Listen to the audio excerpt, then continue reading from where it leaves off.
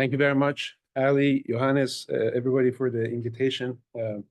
Real pleasure to be here. I've never been to UCLA before, so I'm happy to be here. Thank you for the hospitality. So we'll be talking about this area that we're calling computational nuclear oncology, and the primary aim here is focusing on enabling precision and personalized RPT, and that itself has a sort of can be, as we're envisioning, accomplished through so-called theranostic digital twins. So a bit of a disclosure here. So I want to start by the statement that images are not really clinically operable. Of course, you can take an image and manipulate it, but you can't really operate on an image. And I think that statement itself will become a little bit more meaningful as we go through this lecture. We need something that is operable, clinically, meaningfully operable, and that thing might be a digital twin. I have a talk quite a while ago on digital phantoms and twins, and if you want to sort of go through the history of it, you may there.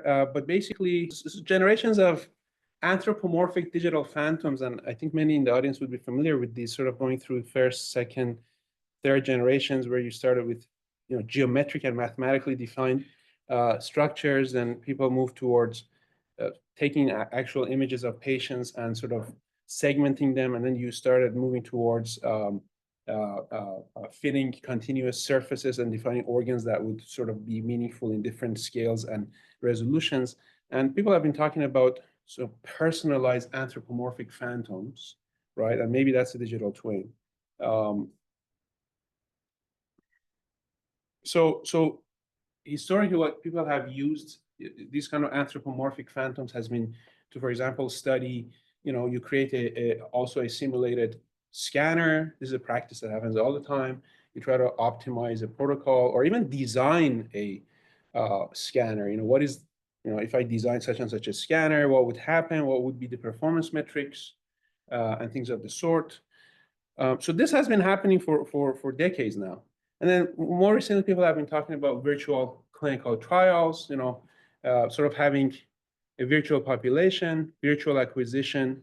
I mean, the terminology is new. Some of the new techniques are very exciting. And even a virtual interpretation. The idea is not to replace clinicians at all. The idea is to narrow down the list of parameters, whether it's in the hardware design, software design, ultimately image generation, so that you narrow it down to the kind of studies that are more likely to ultimately be interpreted powerfully. I want to draw your attention to this, which I do find, I always like to show this kind of a few sentences here. So when you look at the FDA, you look at the European Union, there is increasing statements about the idea of, for example, the context could be to reduce animal testing. The important thing is that people talk about embracing in silico methods, right? Or non-clinical tests or computer modeling. The idea that that computational models are becoming more and more reliable, and we could actually make decisions based on them. So taking computer models more seriously. Recently, on LinkedIn, I posting a certain paper. At the top of it, I wrote, computational and mathematical modeling can save lives. And I firmly believe that. And I think this is something to really think about. So people have talked about, again, is an example of beautiful sort of work by Paul Seegers over the years, creating population of phantoms. But again, the idea normally has been to maybe optimize how we do image reconstruction. Maybe this allows us to, for example, in CT imaging, to be able to do retrospective dosimetry to understand, okay, on a range, on a population of patients, what kind of doses am I delivering? You could even do so-called prospective dosimetry. It turned out we don't use too much, and we use this now more and more. I want to really emphasize this idea of predictive dosimetry for RPTs. This is not RPT. This is for like CT, for example. You could bring a patient to the clinic, and this patient, you could match it to sort of a matched model that you have already done extensive simulations for, right? And then what you do is you have already done the computation, so you do the matching, and then therefore you can actually predict how much dose this patient is going to get. This is CT. We're not talking about the complicated world of radiopharmaceutical therapy. But that's the point. For radiopharmaceutical therapies, we need something more than existing digital anatomic phantoms. We need things, because we're talking about injecting something into the human being. So we're talking about pharmacokinetics, right? So we need something that is far more complex and nuanced than anatomic models. We need things that do pharmacokinetic modeling. So, you know, you've heard of the terms pharmacokinetics and pharmacodynamics. Pharmacokinetics is what the body does to a drug. Pharmacodynamics is what the drug does to the body. Well, we need to really think about this carefully. So in the world of radiopharmaceutical therapy, pharmacodynamics would be biophysics, radiation biophysics. That's how you're doing something to the body. So we need to both study pharmacokinetics and be able to do radiation biophysics. And also the important thing is that this field of RPT, radiopharmaceutical therapy, is very distinct from things like EBRT, et cetera. We'll talk about this more, because the spatial temporal scale of things and how you deliver those is very, very different. This is something that normally we don't think about too much. So we have an AI dosimetry working group that we've been leading for the past 2.5 years. And we've been talking about this field that we're calling computational nuclear oncology and the concept of digital twinning of the patients. So this is the latest membership on our committee. And you can see so some great minds and researchers and practitioners. So we've had 3 papers now submitted to JNM. The first 2 have been accepted.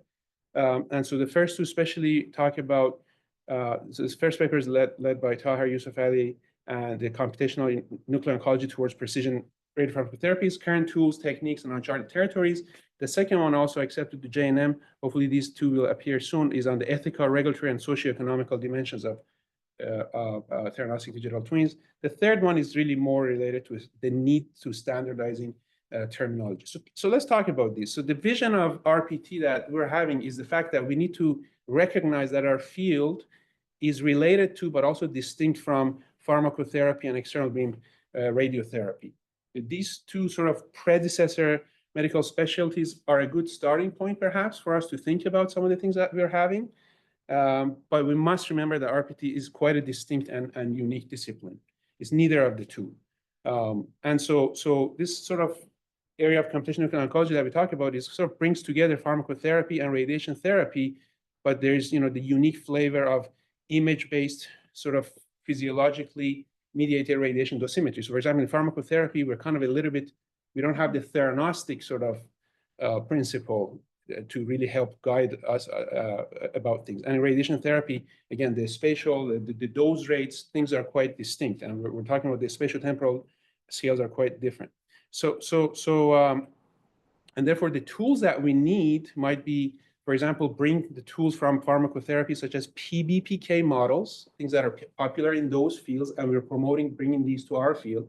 So physiologically-based pharmacokinetic models that we'll talk about a little bit more later as we go. But the beauty is in our field, we also have the theranostic property. We can do theranostics, we can do imaging prior to therapy. We are not blind anymore to the human body, and we can actually build PBPK models that are much more robust and personalized to the individual patients. And so on this side too, on the radiation therapy side, yeah, we have the sort of the literature from the external beam radiation biology, but guess what? The spatial, the scale that we're dealing with, the spatial temporal is different. And so we have to bring these together. We recently had a paper accepted to IEEE TRPMS. Just look at the title. It says, shifting the spotlight to low dose rate radiobiology, right? Because what we bring over from EBRT is at a totally different dose rate than what we do in RPT. In RPT, the dose rates are much lower. So it's not just about the total area under the curve, total dose that you deliver. The dose rates are quite distinct, and that actually has different implications for therapy. This was a paper that was published just published in JNM in the January issue from Dr. Skoris's group led by a young and talented trainee, Nuran Zaid, and you can go and read it. I encourage that you do. And so this is an example of a mathematical and computational modeling trying to give us insights about what's going on. So for example, she studied different cycles that. So this is the standard of sort of treatment that we're having. Many of you are familiar with 6 cycles, 7.4, for example, sort of injections, and then gigabecquerels, and then you move down and maybe, for example, you look at this cycle, right? So, and then you have sort of models, computational models and mathematical models of tumor and uptake and things of the sort. And so in this particular study, for example, she showed that if we do the 2 cycles where we do an initial cycle, and then instead of doing 2, 3, 4, 5, 6, bring it all together and do a second cycle, you sort of see better responses, right? So these are models that model the tumor distribution of things and the radiation biology. And so this is suggesting that we might really want to be trying. So it's shedding more light on this world that we don't have to go and just sort of blindly try and bring in different clinical trials. Computational and mathematical models can help us design clinical trials to be tested. So moving a little bit forward, so these kind of things that we just talked about, they can give you an overall population average sort of thing that, okay, we can do better. But individually too, we can do individually better on individual patients and differently, right? So what's a digital twin? A digital twin is a numeric representation of a patient. And it could even span someone's entire life. And the digital twin can be updated with real-time data. And this is where Theranostics is beautiful. It's one of the low-hanging fruits in the world of digital twins, that we can really do this very effectively, because what you're treating is exactly what you're seeing. And so this can help aid physicians in making complex decision-making. Being a physicist, I think of thought experiments, right? And sometimes I imagine in my mind that a physician is also always doing a thought experiment. It's like saying, if I do this, what will happen to my patient? If I do that, what will happen to my patient? Well, if we have reliable models or somewhat reliable models that can actually allow clinicians to try different interventions in a digital world, that might help narrow down the kind of list of options that a clinician has. So this is a thing, not in our field yet, but in the world of, oncology. So the idea of creating digital twins in order to do predictive oncology. And this could be and is, we believe, a paradigm shift, right, for precision cancer care. So why not do this in our field? So examples, again, not in our field yet. So here's a neurotwin example that you have. This is the real patient, for example. And you could be doing, for example, let's think about Alzheimer's disease. You could be doing all kinds of different imaging on a patient. And then so you build a neurotwin for the patient. And then based on the sort of, let's say for stimulation protocols that you can design based on the neurotwin that you have, you say, well, maybe such and such a stimulation or intervention technique will be the best according to my neurotwin. So you try that. And then you get, of course, an intervention is done in a real patient, and then you do perhaps new imaging, and then you go back and your model can be updated iteratively.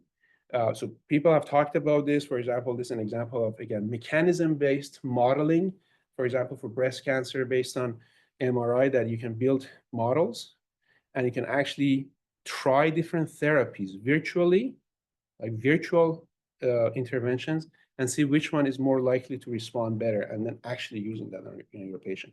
So the idea is, yeah, you go through this sort of a virtual digital twinning of the patient, you try different plans, and you say, I believe given these, this plan A might be better than plans B and C, and now let's actually try it on our patients. As I mentioned, in the world of Theranostics, we think digital twinning of patients is probably more feasible than in any other field because of the Theranostics principle, because what you're treating is what you're seeing. So we've been talking about sort of the concept of theranostic digital twins for a while now. Some papers and sort of perspective papers and opinion papers that have been published in different journals. One of those papers, I just want to sort of emphasize some of the things that we talked about in there. The idea, of course, is to move beyond the one-size-fits-all paradigm. This holy number, 200 millicurie holy number, that maybe is not so holy, right? So can we change that? And what we do with individual patients. So we've argued that existing one-size-fits-all paradigm for treatment activity is suboptimal and arguably unethical. The range of uncertainties.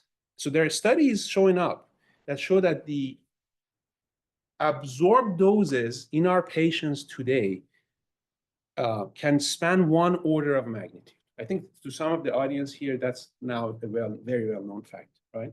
But that's mind-blowing that we're basically having 100% uncertainty in the doses we're delivering to our patients. And sometimes when people say, okay, you know what, my criteria is 1%, 2% from external beam radiation therapy world, I just kind of, and maybe when we do dosimetry in our field, we cannot do 1, 2, 3, 4, 5%. I say that's okay because we're presently, by not doing anything, we're at 100% uncertainty. Maybe we can bring that down to 20% uncertainty, 10% uncertainty. That needs to change, and that can change. And sometimes you'll hear even physicists saying, this is the dose that we injected, but we don't inject a dose, we inject radioactivity. And in fact, the idea is that when you inject the same radioactivity, that all but guarantees you're going to receive different absorbed doses for our patients. So if you want to guarantee inconsistency, inject everybody the same radioactivity. If you want to ensure consistent delivery of those, you should be injecting different radioactivities into the patients, right? But how do we do that? Easier said than done. So you look at clinical trials, tremendously successful trials, of course, have shown up, but then you sometimes look at trials and you wonder, and this might be a little bit controversial to even say what I'm saying, but you wonder if precision RPT was being done and if personalized RPT was being done, would we possibly get better performances down the road and better responses to therapy than we're getting right now? So back to PBPK models, which again, drug world, pharmacotherapy world, but the idea is perhaps bring these, maybe not in its most complicated form, but in a form that can be more tangible. We'll talk about this. So bring these to our world. So these are sort of mathematical models, physiologically-based pharmacokinetic models, PPK models. That's one approach to computational nuclear oncology. There's different approaches, right?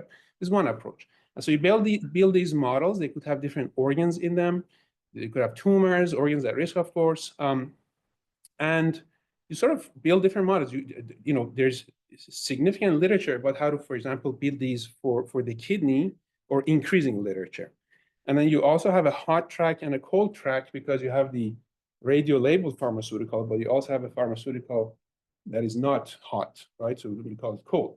And you sort of build these models. For example, for a given organ, you would have the vascular compartment. Many of you might be familiar with kinetic modeling, somewhat related to that, except in kinetic modeling, we're not trying to predict the future. We're just trying to understand what just happened. Whereas here, we're trying to predict the future. So because we want to know, if I inject 200 millicuries into this patient, what's going to go where? If I inject 100 millicuries into this patient, what's going to go where?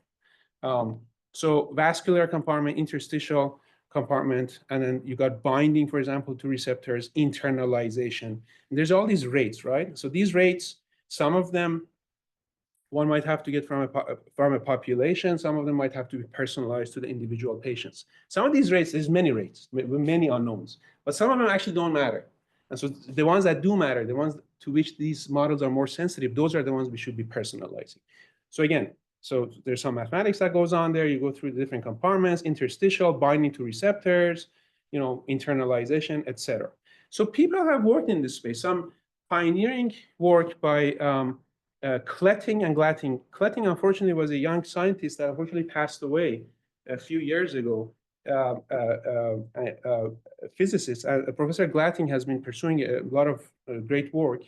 And so you can sort of see some of these publications that have appeared in different journals, including JNM and other places, medical physics, that they try to understand. This was not about personalization. It was about understanding, about this sort of computational modeling of understanding what happens when we inject a radiopharmaceutical into a patient, what goes where, and what are the key parameters. So I encourage you to look at some of these papers. Another question that should be asked is, okay, if we make digital twins, like we have DICOM world, right, for images. What world would it be for digital twins? And then do you have to think about safety and anonymization, all these things, right? So there are, for example, languages like Systems Biology Markup Language, SPML, based on XML, in which people actually share models with each other, not sharing images, sharing models. Imagine a model of a patient, a digital twin of a patient that could be sharing, right? So what does that mean? So this is the second paper that I mentioned that was accepted to JNM recently, that sort of talks about all these sort of issues of ethical, regulatory, and socioeconomical dimensions of theranostic digital twins, and hopefully will be published and soon. And so there's a whole array of things that we should be thinking about in privacy, security, interoperability, responsibility, and things like that. So I'll move on. This looks horrifying, but it's actually doesn't have to be horrifying because we don't even have to use this model. It's an example of a very, very, very complicated knowledge-driven model that can be simplified to fit our needs. So this is a model that we built in our lab. This is a model that's publicly shared. This is a publication that came out. And one of our master's students created this. And we ended up, instead of calling it PBPK, we call it PBRPK, Physiologically-based Radiopharmaceutical model. That's just a matter of terminology. But that allowed us to study a whole bunch of things. So for example, let's study nonlinearities. Here's a simple observation. If you're injecting different cold amounts versus hot amounts, which basically means you're changing the specific activity of the radiopharmaceutical, you could be getting the same dose with vastly different injected radioactivities. Because if you have a lot of cold, sort of meaning low specific activity, well, it's going to displace the hot ones, and therefore you're not going to get the dose that you need. It also means that if you double the injected radioactivity into a patient, that doesn't mean you're going to get double the dose. There's nonlinearities going on. So just simple sort of understanding this phenomenon. We also studied the idea of fractionation, something that people don't do in RPT. But what happens if you fractionate the dose within a cycle? Instead of doing a bolus, what if you distribute it over time? I know there might be patient issues. How are you going to inject multiple times for a patient? Something to just simply study, right? We also had, so that was the paper I showed you, but this is a paper that was just also accepted. We call it metronomic RPT, right? Bringing from that world of chemo, for example. What does that mean? Now, what we found out was that it gives us better efficacy and delivery. You can imagine that if you're delivering over time, you might saturate the receptors a bit less. However, the relative delivery to the dose, to the tumor versus the organs at risk, there might be a bit of a disadvantage because if you sort of fractionate your dose, what happens is that normally you might have been saturating the receptors in the organs at risk, less likely to have been saturating it in the tumors with higher receptor density. So if you lower the dose, you might actually get a little bit more relative delivery to the organs at risk. But you do get an overall economic efficacy. For the same amount of injected radioactivity, you get more dose delivered everywhere. So these are the kind of things we should be studying. So I'm not saying fractionation is good or bad. I'm saying we need tools to study it. And this is an example of a tool that we've used to study it. Here's another sort of an interesting study that we would never be able to study easily without a computational model. What happens? I mean, people are designing radiopharmaceuticals that bind to albumin because that retains the radiopharmaceutical in the blood, and therefore you have better retainment. So but you can't study the whole range of albumin binding, right? So here, as you move this way, the binding to albumin is actually increasing as you move to the left. So here's an example where you're looking at tumor, kidney, salivary gland, based on these models that we're having, and the model included as and this is one reason this figure is so complicated, because it includes things like albumin binding in it too. But basically, as you move to this range, sort of higher binding, what happens is that all organs receive a bit more because you're binding more to the albumin and it's circulating for longer in the body, and therefore you have more time to be taken up to tissue. Here, however, when the albumin binding becomes even more, there's a relative advantage for the tumor, and this is a good thing. And that's because there's a leakage. Even if you're bound to albumin, you could leak into the tumor, but you may not be able to leak into the organs at risk. And that gives you a sort of a advantage. And ultimately, if your albumin binding becomes just too strong, then even if you go into the tumor, you cannot be taken up ultimately. You will never dissociate. You will never be taken up and go inside and internalize into the cell. So these are the kind of dynamics that we can study by these computational models. We can also try to move from all these models, as is commonly the case with kinetic models, that are ordinary differential equations. The derivative is with respect to time. It's not with respect to space. But if you take the derivative also with respect to space, so these become partial differential equations. So not even within a tumor, We could model like transport phenomena, right? Diffusion, convection, these kind of phenomena of delivery. It's more complicated, but it allows you to understand more the subtle spatial distributions that happen over time within tumors and organs. Now, there's a whole bunch of mathematical challenges. I was just meeting with Jeremy, and he was talking about how there is just so many difficulties in getting any of these models, even doing dosimetry routinely done. There's just so many challenges. So I don't mean to be underestimating that this is a tool ready to go, but I think this is a tool ready to be experimented with. This is a tool ready to have brilliant minds such as yourselves try it out. One issue is that it's a sort of a technical mathematical thing that, because in these models you have low rates and fast rates, that results in so-called stiff differential equations. It's not a big problem, honestly. Like you can solve these problems. Stiffness is a thing in differential equations. When you solve that, it can be solved. So maybe this is a more interesting one. The idea of having a large size of a model, right? So you can sometimes, if you have just too many degrees of freedom, you can fit anything. You can make anything. It's a problem of overfitting in AI too. If you have too many sort of degrees of freedom, you can fit a data, it looks beautiful, and then once you actually try it, you have overfit the data and it doesn't work.